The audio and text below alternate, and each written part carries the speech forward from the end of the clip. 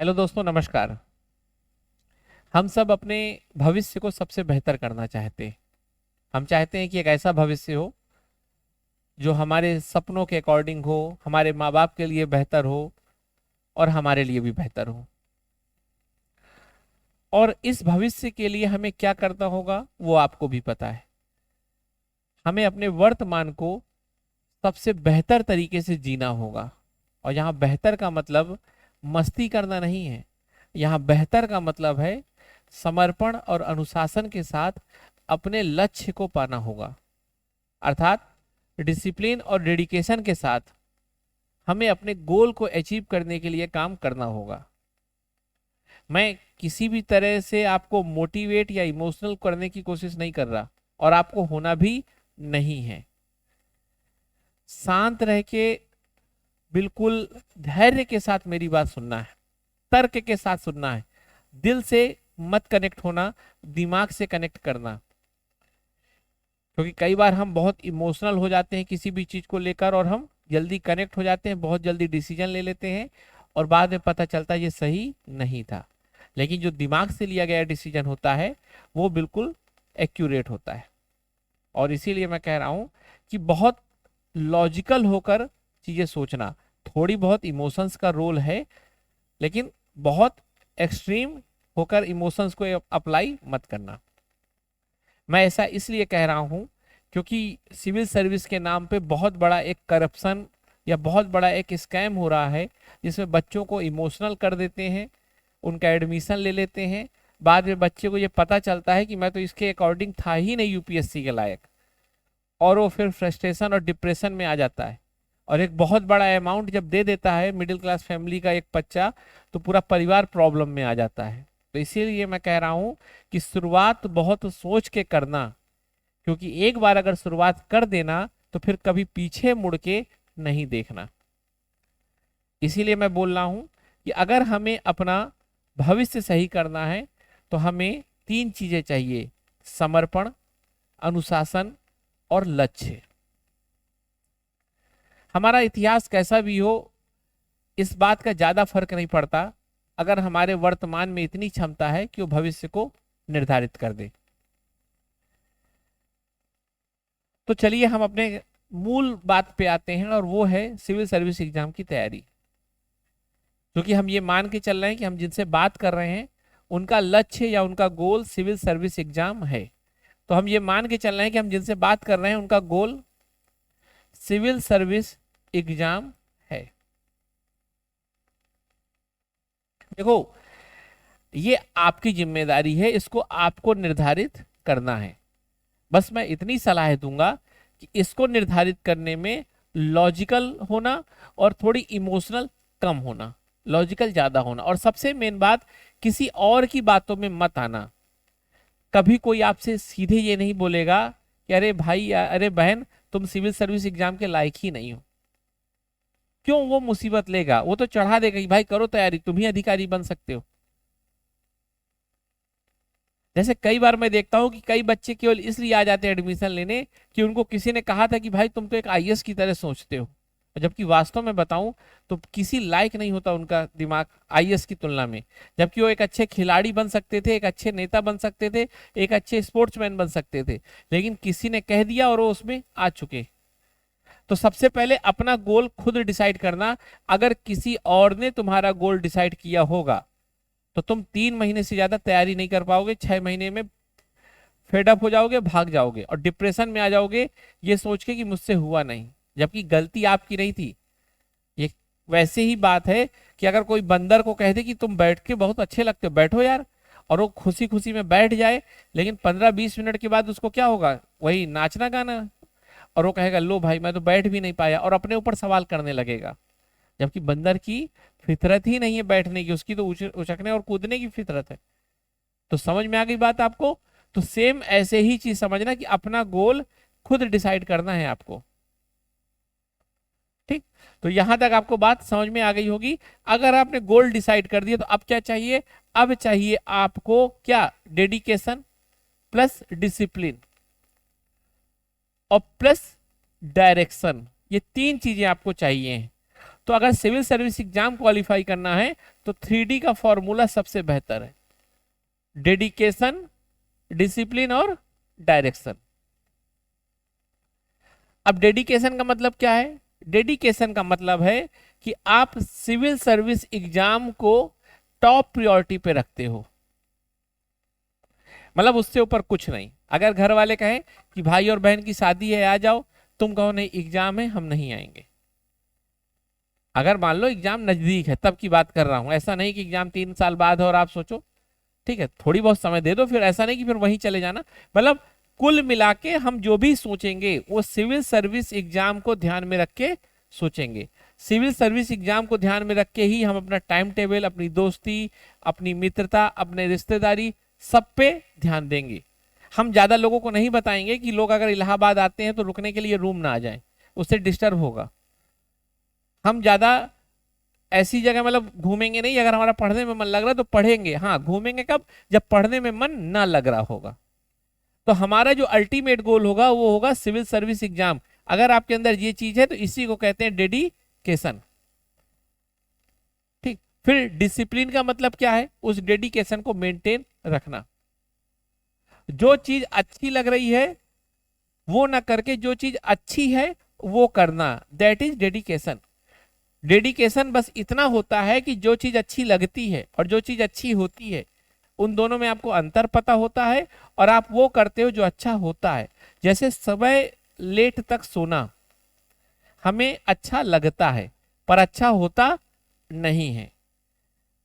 अगर आपके अंदर डिसिप्लिन होगा, अनुशासन होगा, तो आप वो करोगे जो अच्छा होता है।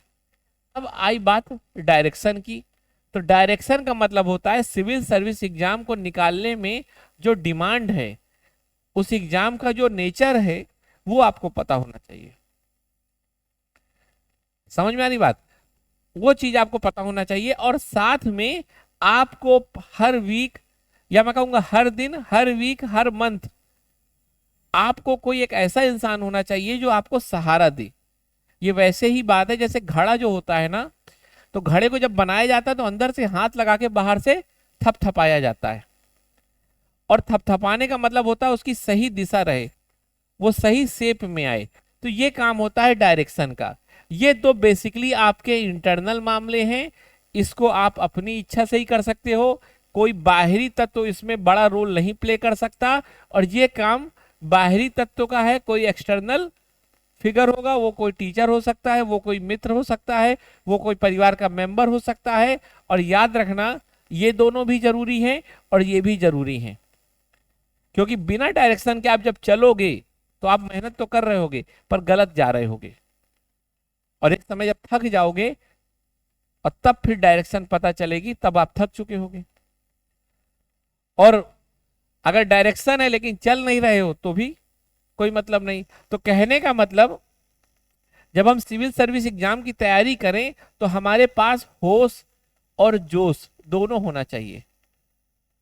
होश मतलब डायरेक्शन, जोश मतलब डेडिकेशन प्लस डिसिप्लिन। और सचिन तेंदुलकर दुनिया में अगर सबसे सफल खिलाड़ी है इसी के कारण, क्योंकि जब वो 18 साल का खेलने आया या 16 साल का खेलने आया तब उसके अंदर जोश भी था, जो होता ही है, लेकिन उस उम्र में उसके अंदर होश भी था, जो रेयर होता है। लेकिन जब लास्ट फेज में खेल रहा था, जब लोग कहते थे कि बूढ़ा हो गया अब नहीं खेल पाएगा, तब उसका आप एवरेज देखिएगा, उसमें आपको होश भी दिखेगा और जोश भी दिखेगा। इसीलिए सचिन सबसे अलग है। सचिन जिस एज में रिटायर हो रहे हैं और बाकी खिलाड़ी जिस एज में रिटायर होते हैं, लास्ट के मैच का एवरेज देखिएगा आप, सचिन का शानदार एवरेज है, क्योंकि सचिन का जोश और होश कभी कम नहीं हुआ। आप एक खिलाड़ी देखेंगे कि लोग कहते थे भविष्य का सचिन है, नई उम्र में खेलने आया था, सब कुछ अच्छा था, मैं नाम नहीं लेना चाहूंगा क्योंकि क्रिटिसिज्म करना मेरा पर्पज नहीं है। उसके अंदर जोश तो बहुत था पर होश नहीं था, तो आज उसको आईपीएल तक में एंट्री नहीं मिली, जबकि टैलेंट इतना भरा। तो कहने का मतलब आपके अंदर दोनों होना चाहिए, ये आपके अंदर रहेगा, ये हम देंगे आपको। होश और जोश। यहां तक बात समझ में आ गई? तो बेसिकली ये काम होगा हमारे बैच का, जिसको आप कहते हो एनसीईआरटी कम फाउंडेशन बैच। अब इस बैच के बारे में बात कर लेते हैं। मैंने बताया था कि ये बैच बेसिकली 2+10 का होगा, 2 मंथ एनसीईआरटी होगी। और इसमें एनसीईआरटी तो केवल नाम मात्र की बात बोला है, तमिलनाडु बोर्ड या बेसिक कॉन्सेप्ट और स्टैंडर्ड बुक्स के कुछ कॉन्सेप्ट आपको बताए जाएंगे। और इसमें आपको आंसर राइटिंग, इसमें आपको सारा सिलेबस के concept, complete syllabus complete, plus इसमें आपको सीसेट, ऐसे सब कुछ कवर कराया जाएगा और बहुत अलग तरीके से कवर कराया जाएगा। ठीक है, मैंने आपको बताया था कि ये पूरे कार्यक्रम में हमारा साथ द कोर आईएएस एक इंस्टीट्यूशन है वो दे रहा है। तो बेसिकली द कोर आईएएस और सहयोग मिलके ये काम कर रहे हैं। अब आप कहोगे द कोर आईएएस क्या है? तो द कोर आईएएस बेसिकली एक बहुत ही सम्मानित और वर्तमान में जो एग्जाम का पैटर्न है उसको समझने वाली एक संस्था है। इसके बारे में मैं बस इतना बताऊं कि पूरे भारत में, ऑल इंडिया में आंसर राइटिंग में सबसे इफिशिएंट संस्था यही है। और सबसे पहले आंसर राइटिंग का अगर किसी ने कोर्स लॉन्च किया था, जिसको आजकल सब कोई भीड़ करा रही है, अब कैसे करा रही कैसे नहीं करा रही वो तो अलग बात, इसी संस्था ने उसको इंट्रोड्यूस कराया था। यह संस्था बेसिकली समय से आगे चलकर लोगों को तैयारी कराती है, जो एग्जाम की कोर डिमांड है। ये आंसर राइटिंग को लेकर डेडिकेटेड बैच था। अब होता क्या था कि बहुत सारे बच्चे कई कोचिंगों में पढ़ने के बाद इसमें एडमिशन लेने आते थे और पता चलता था कि वो 2-2 साल फाउंडेशन कर चुके हैं लेकिन किसी काम का है ही नहीं। मतलब जो चीज चाहिए जमीन में और जो दिया जा रहा है उसमें अंतर है। सेम वैसे ही कि मान लो आपको ऑस्ट्रेलिया में मैच खेलने जाना है और तैयारी आपकी भारत की पिच में कराई जा रही है, तो आप वो कर ही नहीं पाओगे। आप जाओगे 2 साल खेलते रहे भारत में, लेकिन ऑस्ट्रेलिया में जाके 0-0 में आउट होके आ जाओगे। अब हुआ भी यही है, बहुत पहले इंडिया और ऑस्ट्रेलिया के मैच में आप देखते थे। तो सेम वैसे ही इसने एग्जाम को समझा कि उस 3 घंटे में कैसा दिमाग होता है, उस 3 घंटे के लिए इसने हमेशा तैयार किया है, जो 3 घंटे हम एग्जाम सेंटर में होते हैं। मतलब वास्तव में कई बार आपसे बात करने की इच्छा होती है कि कितना बड़ा स्कैम और करप्शन हो रहा है कोचिंगों में, इंस्टीट्यूशन में बैठ के बढ़िया लग्जरी की तरह पढ़ा रहे हैं। अरे उस 3 घंटे में जितना प्रेशर होता है ना, उस प्रेशर के हिसाब से तैयार करना चाहिए। ठीक, लेकिन ऐसा कुछ भी नहीं है, छोड़ दो। तो बेसिकली हम 2 महीने में इसमें एनसीईआरटी पूरा करेंगे और एनसीईआरटी कराने से क्या होगा, सभी बच्चे मैच्योर हो जाएंगे और इस 10 महीने में जो मिलने वाली चीज है उसको एक्सेप्ट कर पाएंगे, उसको समझ पाएंगे। क्योंकि बहुत सारे बच्चे सीधे कोचिंग में आ जाते हैं और पढ़ के निकल भी जाते हैं, लेकिन वास्तव में उन्हें कुछ समझ में नहीं आता, क्योंकि वो उसके लिए तैयार ही नहीं हुए थे। है ना, बर्तन में अगर छेद रहेगा या घड़ा उल्टा रहेगा तो उसमें पानी नहीं आएगा। तो हम इसमें बर्तन को सही करते हैं, बर्तन को तैयार करते हैं, ताकि 10 महीने जो उसके दिमाग में ज्ञान रूपी पानी डाला जाए वो संभले आ जाए। ठीक, तो ये रहेगा हमारा अप्रोच। अब बात करते हैं पूरा क्या टाइम होगा। तो देखो 5 बजे से क्लास शुरू होगी, क्लास चलेगी 6:30 तक, 6:30 तक, और 6:30 के बाद जब तक आप लोग रहोगे तब तक डाउट सेशन होगा। ठीक, इसमें आपको क्लास के बारे में बताया जाएगा। फिर जाते समय जब 6:30 पे नेक्स्ट क्लास का क्या टॉपिक होगा वो बता दिया जाएगा। क्लियर? और इसके पहले 4:30 से, है ना, 5 बजे तक एमपीएल होगा ना, मारपीट लीग, मतलब सवाल पूछा जाएगा और नहीं बताने में, ठीक है, किसी भी तरह से आपको ऐसा अपमानित किया जाएगा कि आपकी जो 3D है वो मेंटेन रहे, डेडिकेशन, डिसिप्लिन और डायरेक्शन। क्योंकि मुझे ऐसा लगता है कि जो बच्चा पढ़ना भी चाहता है ना, तो थोड़ी कई बार लापरवाही, आलस आ जाता है। वैसे तो नहीं आना चाहिए, बिल्कुल भी नहीं आना चाहिए, लेकिन जब भी होगा तो इस 30 मिनट में हम उसको पर डे पूछेंगे। तो कहने का मतलब क्या है, जब आप यहां से पढ़ोगे, यहाँ डाउट सेशन में रिवाइज करोगे, फिर वो आके फिर आपको 30 मिनट, तो आपकी पढ़ाई हमेशा आपके पास रहेगी। हम लोग कई बार जुलाई में पढ़ लेते हैं, अगस्त सितंबर तक वो भूल जाते हैं। कौन करेगा मेरा जुलाई को वापस, ये बताओ। अरे आपने अभी तक जितना पढ़ा होगा भूल गए ना सब, तो क्या मतलब उस पढ़ाई का। पढ़ाई भूलने के लिए नहीं होती, दिमाग में रखने के लिए होती है। इसीलिए हम आपको यहां पर रोज रिकैप कराएंगे और फिर अपना नया कॉन्सेप्ट पढ़ेंगे। यहां जाते समय आपको रोज नोट्स मिलेंगे, और ये नोट्स दूसरी कोचिंग की तरह नहीं होंगे। ये नोट्स ऐसे होंगे जो आपकी क्रिटिकल थिंकिंग को बढ़ाएं। इसमें स्पून फीडिंग नहीं होगी कि आओ बेटा, है ना, खाना खिला दे पिला दे। ये नोट्स ऐसे होंगे, ये नोट्स देखने में आपको थोड़ी अलग लगेंगे, लेकिन जब इसके साथ जुड़ोगे ना तो ये आपसे बात कर रहे होंगे। और साथ में आपको रोज असाइनमेंट दिया जाएगा जिसमें रहेंगे, और कम से कम 3 मेंस के क्वेश्चन रहेंगे। 3 में एक बिल्कुल नॉर्मल होगा, एक उससे टफ होगा, और एक बहुत हार्ड क्वेश्चन होगा। क्लियर?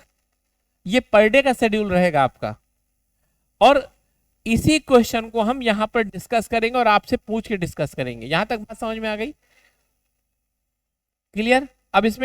अब बात करते हैं इसमें फीस की। देखो, फीस की बात वैसे करना अजीब लगता है, क्योंकि आपको भी लग रहा होगा कि कहाँ फीस ऐसे ही। अगर फ्री में हो सकता तो करने में कोई दिक्कत नहीं है, लेकिन अगर सोचो कि मुर्गी और अंडा, अगर एक मुर्गी सोने का अंडा देती है, लेकिन आप सोचो कि सीधे मुर्गी को काट के सारे अंडे निकाल लें, तो अगले दिन से कुछ नहीं मिलेगा। तो हम फ्री में कर सकते हैं, लेकिन ज्यादा से ज्यादा 1 दिन, 2 दिन, 3 दिन, 4 दिन, 5 दिन। मेरा खर्चा कौन उठाएगा? इस लाइट का बिल कौन देगा? और कभी आप सोचो, आपने आज तक कभी किसी के लिए कुछ किया है फ्री में? आप दूसरों से उम्मीद करते हो बहुत आइडियल बनने की। मैं भी कहता हूं आइडियल बनना है, लेकिन कोई प्रैक्टिकलिटी है इसकी?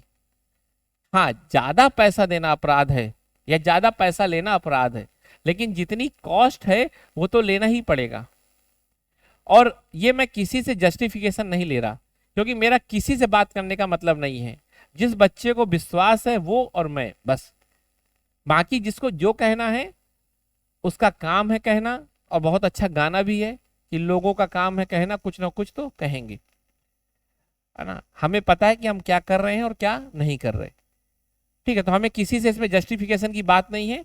हम बस इतना है कि जो हमसे जुड़े हुए हैं वो हमारे लिए डेडिकेटेड रहे, हम उनके लिए डेडिकेटेड रहे, बस। तो बेसिकली जो फीस है वो हमने आपको बताया था कि जो द कोर IAS की फीस है वो बेसिकली 1.2 है ना, 1,20,000, और सब जगह ऐसा ही है। लेकिन हम आपको वही चीज 60,000 में देंगे, और जो बाकी ये आपको देना है, और आपकी फीस में 60,000 की जो सब्सिडी है वो सहयोग देगा। और जो सब्सिडी दी जाएगी वो बेसिकली इस शर्त पे होगी कि आप इलाहाबाद यूनिवर्सिटी के छात्र हो या उससे जुड़े हुए, क्योंकि ये सब्सिडी देने में जो आपकी मदद करेंगे, जो पैसा देंगे, वो इलाहाबाद यूनिवर्सिटी के पुराने छात्र होंगे जो आजकल अधिकारी के तौर पे हैं, व्यवसायी के तौर पे हैं। तो कहने का मतलब आपका जो सहयोग संस्था है ना, वो बेसिकली क्या है, इलाहाबाद यूनिवर्सिटी के पुराने छात्र जो आपकी मदद करना चाहते हैं, हम हैं और भी कई लोग हैं। तो आप ये दोगे और बाकी आपकी फीस दूसरे के द्वारा दी जाएगी, और इस तरह में संस्था चलेगी। यहां तक बात समझ में आ गई? इसमें तो कोई दिक्कत नहीं है आपको? ठीक है, अब इसकी बात करते हैं। ये तो आपका सहयोग के द्वारा बियर किया जाएगा, ठीक है। इसीलिए हर बच्चे को हम एडमिशन भी नहीं देंगे, और जिस बच्चे के अंदर पोटेंशियल, सिंसियरिटी दिखेगी, सबसे मेन बात सिंसियरिटी, हम उसी को इसमें एडमिशन देंगे, क्योंकि मामला यहां से जुड़ा हुआ है। अब ये बात करते हैं, तो इसमें आपको 5,000 शुरू में देना है फॉर रजिस्ट्रेशन, और फिर 55,000 रुपए आपको किस्त में देना है। अगर आप एक बार में देना चाहें, किस्त में देना चाहें, ये आपकी इच्छा है। हाँ, लेकिन जो भी होगा वो बहुत व्यवहारिक होना चाहिए। आप ये नहीं कहिएगा कि सर 1 रुपए आज दे देते हैं, 49,000 कुछ रुपए बाद में देंगे, ऐसा नहीं है ना। तो बहुत व्यवहारिक होना चाहिए, क्योंकि हम आपके ऊपर कोई चीज नहीं थोप रहे, क्योंकि हम समझते हैं कि आपके घर की कंडीशन अलग है, दूसरे के घर की कंडीशन अलग है, और हम आपसे भी ये उम्मीद करते हैं कि आप भी उतना हमें समझो। हम आपको चाहे तो बहुत तरह से कि सीटें नहीं है, खाली है, जल्दी आओ एडमिशन लो, कुछ नहीं ऐसा। हमारा उद्देश्य कभी भी व्यवसायी होने का नहीं है, बहुत प्योर होके आपके साथ जुड़ रहे हैं, और ये चीज आपको पता भी होना चाहिए। ठीक, तो 5,000 रुपए जो है वो आपको देना होगा, और इस 5,000 को भी आप ठीक 20 दिन में पे कर दोगे आज के बाद से, मतलब आज से लेकर 20 दिन तक। और इसमें आपको एक बार में 1,000 रुपए मिनिमम देना ही होगा, फिर 4,000 रुपए आपको 1 या 2 दिन में देना होगा। अब आप कहोगे सर 5,000 रुपए तो हम दे देंगे, लेकिन मान लो अच्छा ना लगा, पढ़ाई नहीं की, ये ना हुआ, वो ना हुआ तो। और हम भी ये बात करते हैं कि हम सभी कोचिंग संस्थानों की तरह नहीं है, हम ये भी कहते हैं कि हम सबकी तरह नहीं है। और आपके अंदर भी यही सवाल होगा कि सर अगर हम 5,000 रुपए देते हैं मान लीजिए, और हमें अच्छा ना लगा तो, क्योंकि भाई हम भी एक नया इनिशिएटिव कर रहे हैं प्रयागराज में, और आप लोग बेसिकली नए तरह के इंस्टीट्यूशन के साथ पहली बार जुड़ रहे हो। हम तो मुंबई, गुजरात, अहमदाबाद, दिल्ली में हर संस्था से जुड़े हैं, और बहुत सम्मानित संस्थाओं से जुड़ के काम कर रहे हैं, लेकिन आपको ये जानकारी नहीं थी तो थोड़ी भरोसा कम होगा, है ना। आप नहीं जानते थे इसका ये तो नहीं मतलब कि हम नहीं थे, अब आप ही कूप मंडूब थे, आप कुएं को ही दुनिया समझते थे, आपकी गलती थी। लेकिन अगर जब भी आपको भरोसा ना हो तो आप सबसे पहले जाके वेबसाइट देखिए, हमारे रिजल्ट देखिए, और उसके बाद में आपको इतना दावा करता हूं कि आप जब 5,000 रुपए दे देंगे तो 20 दिन के बाद तो नहीं, लेकिन 20 दिन तक आप कभी भी पूरा पैसा रिफंड ले सकते हैं, कभी भी पूरा पैसा रिफंड ले सकते हैं, और 15 मिनट के अंदर आपको पूरा पैसा दिया जाएगा, कोई सवाल आपसे नहीं किया जाएगा। तो कहने का मतलब इतना है कि आज से लेकर, है ना, 21 मई हो गई आज, ठीक, 21 मई से लेकर जो 20 दिन होंगे आपको 5,000 रुपए देना है, जिसमें पहली बार आपको मिनिमम 1,000 रुपए देना है, और 20 दिन तक आपका पूरा पैसा रिफंडेबल है 15 मिनट में। आप जैसे करोगे हम आपको फोन पे कर देंगे, आप कहीं भी हो उससे मतलब नहीं है। लेकिन दूसरी शर्त भी याद रखिएगा, अगर आपने कोई ऐसी हरकत की जो हमें सही नहीं लगी तो हम तब भी वापस कर देंगे, और तब भी आपका एडमिशन कैंसिल होगा। और इस चीज में आप बहुत अच्छे से जानते हो कि जो सहयोग है वो लोगों को जोड़ने से ज्यादा लोगों को निकालने में आगे रहता है, क्योंकि हमें गधे नहीं रखने, है ना, वो हमारे लिए बोझ हो जाएगा। कोई ना रहे तो ठीक है, लेकिन जो रहें वो शानदार लोग रहें। ठीक, तो समझ में आ गई बात। और फिर इसके बाद आपको 55 के रुपए देना है, और उसके संदर्भ में बात फिर की जाएगी। अभी केवल इतना समझो 20 दिन का तो ये मामला है। क्लियर, किसी को कोई सवाल? और जितने बच्चों ने एडमिशन ले लिया, अभी 25 मई तक उनका एडमिशन होगा, या मतलब होगा तो लगातार, लेकिन उसके बाद फिर एक सेमिनार होगा ऑनलाइन, जिसमें हम सब लोग, पूरी कोर आईएएस की टीम, सहयोग की टीम और बहुत सारे सिलेक्टेड कैंडिडेट, हम लोग लगातार कुछ मामलों में चर्चा सेमिनार करेंगे, ताकि आपके दिमाग में एक ऑफिसर्स की एप्टीट्यूड और एटीट्यूड को समझ पाओ, यूपीएससी को समझ पाओ, और आगे बढ़ने की कोशिश करो। अब बात बनती है कि क्या केवल इतने पढ़ाने से एडमिशन हो जाएगा, और अगर इतना ही पढ़ाना है तो फिर दूसरी कोचिंग से ये अलग कैसे है, और ये कोचिंग नहीं हो गई फिर तो नहीं, ऐसा नहीं है। हम दूसरी चीजों में भी काम करेंगे जो काम कोई नहीं करता था। सबसे पहले तो हम आपके इमोशनल वेलबींग पे काम करेंगे, हम आपके फिजिकल वेलबींग पे काम करेंगे, और हम आपके इंटेलेक्चुअल वेलबींग पे काम करेंगे। ये काम कोई नहीं करता, और असलियत में लक्ष्मीकांत तो सब पढ़ लेते हैं, पर सिलेक्शन उन्हीं का होता है जो इमोशनल वेलबींग, फिजिकल वेलबींग और इंटेलेक्चुअल वेलबींग में आगे होता है। इसको कॉग्निटिव भी आप बोल सकते हो, कॉग्निटिव भी बोल सकते हो, इंटेलेक्चुअल भी बोल सकते हो। मतलब भावनात्मक रूप से मजबूत हो, भावनात्मक रूप से मजबूत हो, शारीरिक रूप से मजबूत हो और संज्ञानात्मक रूप से मजबूत हो। लक्ष्मीकांत पढ़ने से अगर सिलेक्शन होता तो सबका हो जाना चाहिए, लेकिन नहीं होता। बेसिकली सिलेक्शन यहां से होता है। और इसका सबसे बड़ा उदाहरण बताऊं कि देखो, अगर एक आईआईटी का लड़का पढ़ रहा होगा या कोई अच्छे जामिया इस्लामिया का, डीयू का, जेएनयू का पढ़ रहा होगा, और वहीं कोई दूसरी तरफ साधारण जगह से पढ़ रहा होगा, दोनों को लक्ष्मीकांत पूरी तरह से याद होगी, पर सिलेक्शन इनका होगा क्योंकि सिलेक्शन के लिए ये चीजें और ये चीजें चाहिए, और ये सब चीजें यहां पर मिलती हैं, साधारण कॉलेजों में नहीं मिलती। हाँ, अब बहुत लोगों का हुआ होगा कि इलाहाबाद से पहली रैंक आई है, ठीक है, तो इलाहाबाद से पहली रैंक नहीं आई, वो तो फिर बीएचयू में भी पढ़ती थी, और बीएचयू के बाद इलाहाबाद में भी लंबे समय तक रही, और शायद अभी तक उसने इलाहाबाद यूनिवर्सिटी को कोई क्रेडिट दी भी नहीं। और पहली बार इलाहाबाद यूनिवर्सिटी में जो डिपार्टमेंट में ज्यादातर लोग रहते हैं उस डिपार्टमेंट से भी नहीं हो, साइंस साइड से है, और साइंस का मतलब होता है कहीं ना कहीं यही। ठीक, समझ में आ गई बात? तो बेसिकली इतना समझ लेना, ये चीज कैसे डेवलप होगी, इसके लिए हम लोग पर डे कुछ ना कुछ करेंगे। जैसे इसके लिए हमने प्लान बना रखा है, ठीक है, 1-3-6 है ना, 1-3-5 और 2-4-6, मतलब ये एक से, मतलब Monday, Tuesday, Wednesday, Thursday, Friday, Saturday, हम इतने दिन डिस्कशन करेंगे न्यूज़पेपर का पर डे, जिसमें आपको करंट अफेयर तो पता ही चलेंगे, लेकिन उससे ज्यादा यह है कि न्यूज़पेपर पढ़ा कैसे जाता है, और उससे भी ज्यादा आपके दिमाग को खोलने में मदद मिलेगी। और इस पीरियड में हम जो सिविल सर्विस एग्जाम के कोर कॉन्सेप्ट हैं,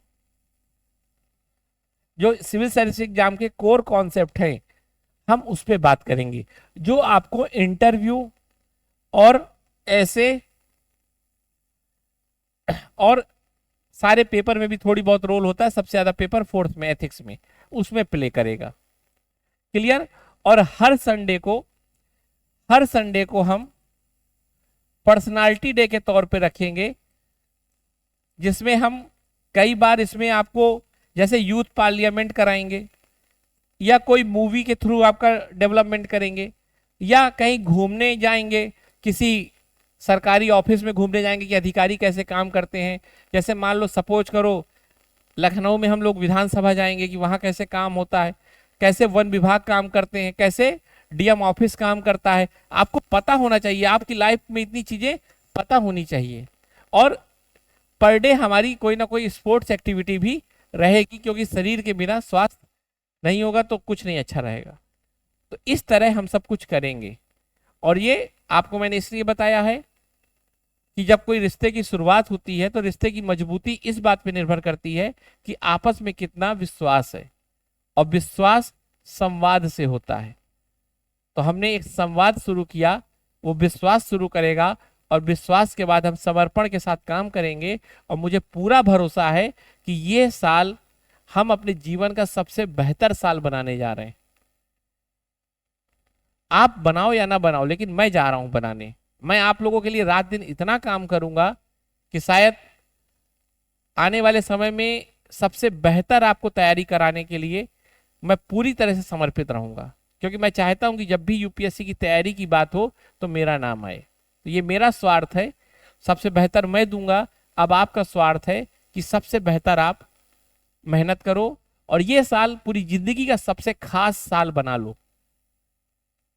ये साल आपको हर पल हर मिनट पढ़ाई करनी है, मेहनत करनी है, खुश रहना है, कुछ ना कुछ ऐसा करना है जिससे आपका सपना पूरा हो। Thank you.